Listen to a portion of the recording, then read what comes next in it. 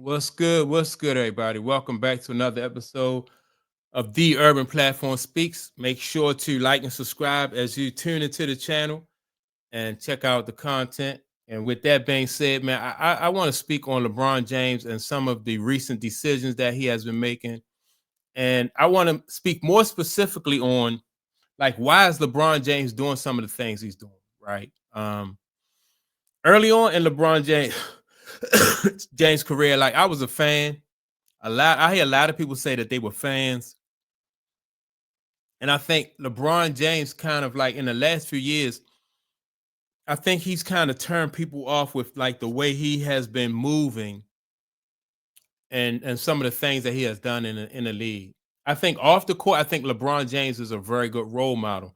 Like for a good role model as a father, a good role model for like for husbands and stuff, and a husband for something like that, right?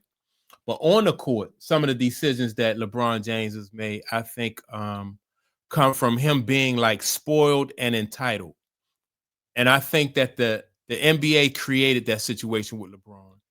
If you think about it, LeBron James, number one, comes from a single parent household, right? So he comes from a single parent household, humble beginnings, and at the age of 18, boom, all of a sudden he's rich. He's rich. He's the face of the NBA. He's the future of the NBA. And he's got to learn on the fly. He don't have any experience. He don't have a male figure independent of the NBA, independent of these business people that he's going to be dealing with. So he don't know how to do any of this. Or he don't know how to deal with any of what he's going through. All he know is he's the best thing since sliced bread. People, business people, telling him that his shit don't stink, and he just buying it because he don't know any different. He don't know any better. So he is, that will cause anybody anybody to be arrogant, narcissist, narcissist. That will cause them to be that will cause them to not only not be self-aware, but it will cause them to make certain mistakes. It will cause them to move in a way because they don't have life experience. It will cause them to move in a way that could be detrimental to them in the future. So my thing is the NBA and the official everybody knew this. They knew it, from the very beginning that like say like if you have a child, right? And you know that if you give your child everything without having them work for it, then that's going to make that child number one weak. It's going to make that child they're going to have like expectations and entitlement, and so these business people and business entities, they know that. So they use that against LeBron James. And that's why, I always say that LeBron James, in my opinion, he was set up, he was used and set up from the very beginning. They created this monster. And now LeBron James, he's out here with a team of a team that they don't even know what they're doing. Like Rich Paul, he don't know what he's doing. He was a guy who was you know, he was a hustler, and not in a bad way, but he sold shirts and merchandise out of the trunk of his car. He didn't go to college, so he don't know. He might have some people working with him who has gone to college, but he hasn't gone to college himself. And some of the things that I hear Rich Paul say kind of like it makes it obvious that in that world, in that business world that Rich Paul and LeBron James are operating, they just in over their head. They are in over their heads. And I just think like all this time, LeBron James has been manipulated. He's been and without even not only has he been manipulated, but he's kind of been like molded and led down a pathway as though these are the things he's doing, and they're gonna allow they give him enough rope to to hang himself without them taking blame. And that's what I see. Everybody, everybody knows that, like in basketball, when you have a franchise ball player, and a franchise ball player moving from team to team, trying to hook up with all the best players is just not a good look, right? And so if the NBA and if Nike was really on LeBron James' side, they would have somebody around him to advise him from doing that. And I know they call this era player empowerment, right? And I don't even think like calling the LeBron James era the player empowerment era. I don't even think that's by mistake. I think that was something that was created to also to help LeBron James to take the fall for the decisions that he made. Like I said, and so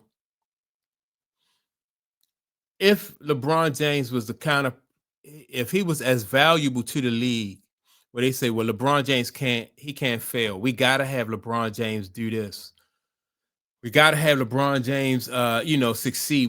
We need LeBron James to surpass Mike. We're gonna keep him in Cleveland. We're gonna make it so he get everything he need in Cleveland, and he's going to win 7 championships in Cleveland, then he'll surpass Mike. Like that could have been orchestrated. Just like and a lot of people think that Mike career was orchestrated to a certain extent, which I do too. But the thing about Mike put that work in. Mike worked hard, and so if it was just a show and if it was orchestrated, it was a great act and people could buy into it. But LeBron James has never been a great actor. He's LeBron James has only been he's just been going through the motions. He hasn't over the years. LeBron James has not worked on his game. He's not a better 3-point shooter than he was when he came into the league. He don't have a low post game, the same as when he came into the league. He's not a great mid-range shooter, and so none of that was required of him. They allowed LeBron James to basically do what he wanted to do so they can create this GOAT narrative. And the thing that makes this GOAT narrative so polarizing, right, is because LeBron James is so far away from being a GOAT that people who really know basketball, people who have followed basketball they get frustrated. They get emotional about that. Like when you tell Michael, he's close to Michael, he's the GOAT over Michael Jordan, before Kobe, before Magic, before Bird. That right there, like somebody said, the bigger the lie, like these big lies like this just get people just so wound up. Just imagine if they had to say, well, Kobe is the GOAT. You can make an argument for that. You can make a legitimate argument. Kobe worked hard. Kobe was a gym rat. Kobe, good image as far as like, a father and he spent a lot of time with his daughters. Kobe had the image and everything, but that wouldn't been as polarizing. That wouldn't attracted as much attention than this Mike versus LeBron. LeBron, he didn't do that. He didn't improve his game like that. You seen LeBron James in certain situations crumble. You didn't see Mike do that. You didn't see Kobe do that. People said Kobe was fearless. Like I seen people like, act like they were going to hit Kobe in the face with the ball. Was a guy named Matt Barnes was standing right in front of in Kobe's face and act like he was going to, hit him in the face with the ball, and Kobe didn't even flinch. So Kobe just was, man, he was just fearless. Mike was fearless. What the things that the Detroit Pistons and the Boston Celtics and the Milwaukee Bucks did to Mike early in his career, like Mike used to get beat down. And Mike, he got right back up. So even if it was orchestrated, that Mike and Kobe just were great actors. They put the work in, like to their, they put their work into their craft. So if the NBA and Nike did their things behind the scenes, Mike and Kobe did their thing on stage. When they was on stage, like they entertained like they were supposed to. LeBron James, he had all the special effects. He had the big studio backing and stuff like that. And just went out there and just I don't know, he just went out and wing it.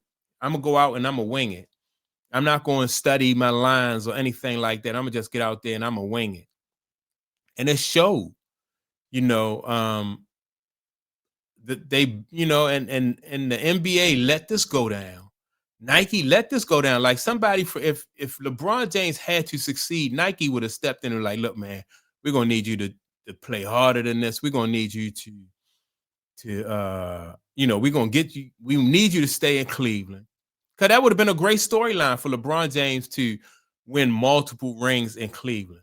But they didn't want that. They wanted what they got. What they got. And LeBron James, I think, is starting to see that now. That's why he is he's acting the way he is. He's making some of the decisions that he's making.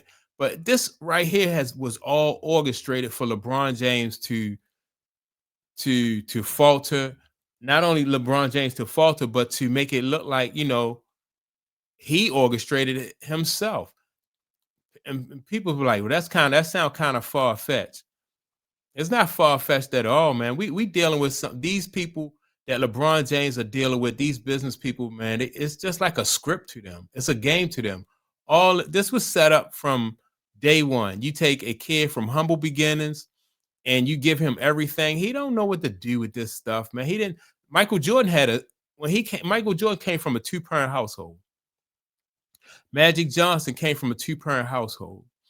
Up until Larry Bird, his father was in his life up until up until a certain age. When Larry Bird, his father, deleted himself. But Larry Bird also, to a certain extent, had his father in his life. So, it's just a different mindset. It was just a different mindset.